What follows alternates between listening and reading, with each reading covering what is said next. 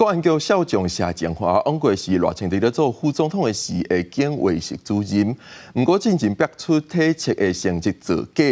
今年佫逼出食酒了后，硬甲国防部一个查某上校诊，检察院长以谢建华伤害国安局的形象，全部通过弹劾，专案移送庭改法院审理。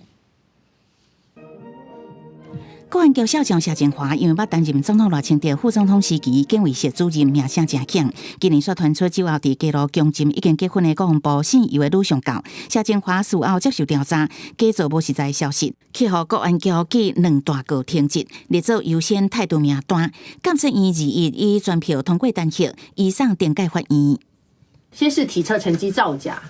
又是酒后违法乱纪，竟然还敢提供不实的讯息给调查人员。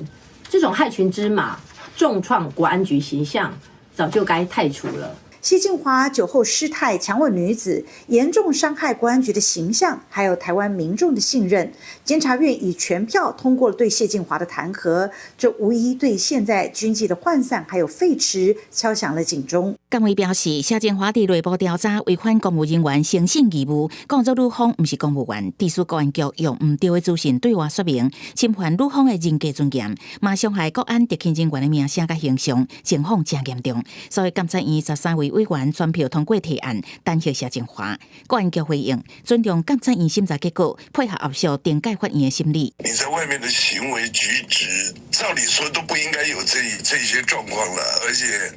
又那么